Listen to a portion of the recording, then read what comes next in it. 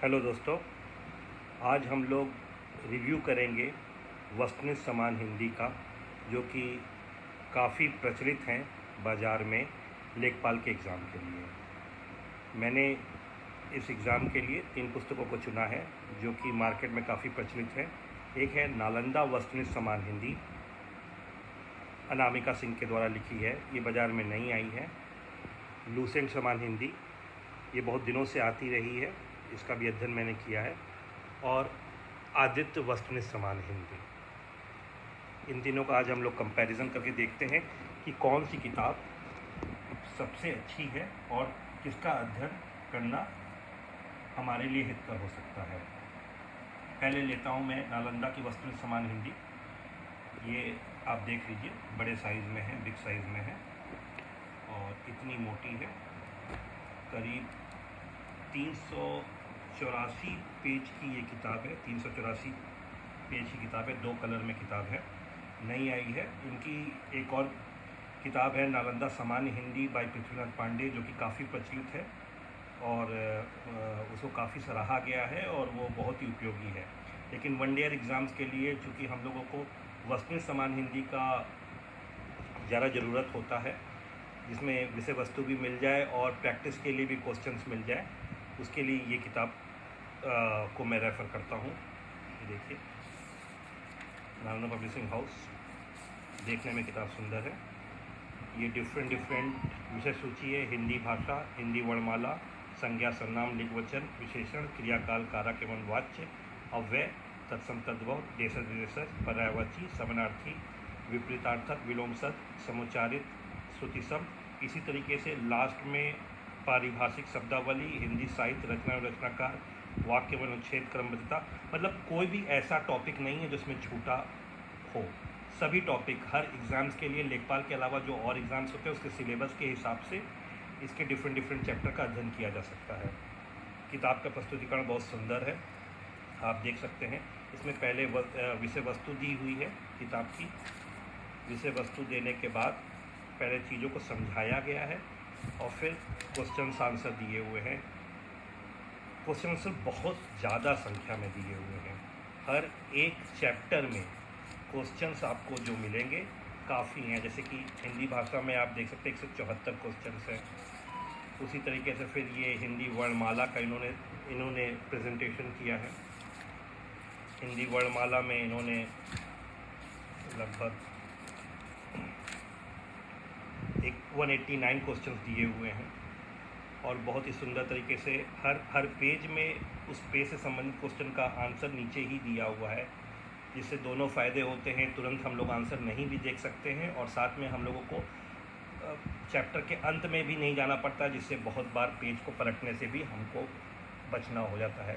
संज्ञा, सर्वनाम, लिंग वचन आप देख सकते हैं, सरसरी तौर पे मैं दिखा रहा हूँ। काफ़ी अच्छे से एक्सप्लेन किया हुआ है, काफ़ी अच्छे से क्वेश्चंस दिए हुए हैं, काफ़ी मात्रा में क्वेश्चन दिए हुए हैं। लगभग 6500 क्वेश्चन इस किताब में दिए हुए हैं। समाज जहाँ जहाँ ज़रूरत है इन्होंने डायग्राम बना के भी उसको समझाने की कोशिश की है, टेबल भी बनाया है। कुल मिला के बोलूँगा कि ये किताब कंप्लीट पैकेज है वन ईयर एग्ज़ाम्स के लिए। और दोनों तरीके से, अगर किसी को बिल्कुल कुछ नहीं आता है किसी विषय के बारे में, तब भी इस किताब के अध्ययन से वो पहले सीख सकता है। जैसे शब्दालंकार, अनुप्रास अलंकार, सबके मतलब, सबके भेद, कैसे किसकी क्या विशेषताएं होती हैं, पहले आप उसको अध्ययन कर लीजिए। महत्वपूर्ण स्मरणीय बिंदु भी दिए हुए हैं और उसके बाद प्रैक्टिस के लिए क्वेश्चन दिए हैं जो विगत परीक्षाओं में पूछे हुए हैं। और इसमें 2021 तक के एकदम लेटेस्ट किताब है, 2021 तक के क्वेश्चन दिए हुए हैं। मुहावरे, कहावतें, ये सब भी जो बहुत इम्पॉर्टेंट कहावतें, मुहावरे दिए हुए हैं। काफ़ी अच्छी पुस्तक मुझे लगी है, आप भी इसको रेफ़र करिए और एक बार पढ़ के देखिए। बहुत ही अच्छी पुस्तक है, इससे सभी छात्रों को सफलता जरूर मिलेगी। अब हम देखते हैं लूसेंट। लूसेंट काफ़ी प्रचलित पुस्तक रही हुई है, इसमें भी विषय वस्तु दी है। इसको मैं बहुत दिनों से पढ़ता रहा हूँ, अच्छी है। इसमें विषय वस्तु दी है, लेकिन एक ही चीज़ का इसमें अभाव है, इसमें वस्तुनिष्ठ प्रश्न बहुत कम दिए हुए हैं। लगभग 40, किसी में 10, किसी में 12, तो अध्ययन की दृष्टि से तो ये ठीक है, लेकिन प्रैक्टिस की दृष्टि से इस किताब का उतना महत्व तो नहीं आता है। इस चैप्टर में इन्होंने बहुत ज़्यादा क्वेश्चन दिए हैं, तो 107 दिए हैं। और भी चैप्टर्स हैं जिसमें आपको देखेंगे 10-12 से ज़्यादा क्वेश्चन ही नहीं है। कुछ में 100 तक दिए हुए हैं। जिस चैप्टर्स में इसने 100 क्वेश्चन दिए हैं, नालंदा की किताब में उसमें कम से कम 300 क्वेश्चन आपको मिलेंगे। तो प्रैक्टिस के लिहाज से और प्रैक्टिस के हिसाब से मुझे लगता है कि नालंदा इससे बेटर है। फिर एक किताब आती है जो कि मार्केट में काफ़ी प्रचलित है, आदित्य की वस्तुनिष्ठ समान हिंदी। उसमें क्वेश्चन तो काफ़ी प्रैक्टिस सेट दिए हुए हैं, लेकिन विषय वस्तु का व्यापक आकार है। सिर्फ टेबल्स बना दिए गए हैं, कहीं भी कोई चीज़ को समझाया नहीं गया है। बिगनर को सिर्फ और समझने में बहुत मुश्किल होती है। अब इन्होंने टेबल बना दिया है और बहुत छोटे छोटे चैप्टर्स हैं। समझाने के दृष्टिकोण से कोई भी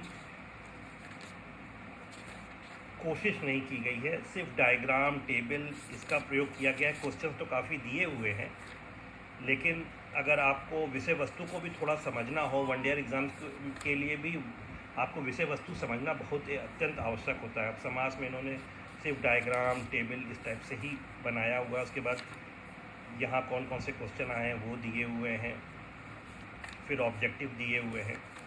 त्रुटियाँ भी इस किताब में काफ़ी पाई गई हैं। इस किताब में काफ़ी त्रुटियाँ भी हैं।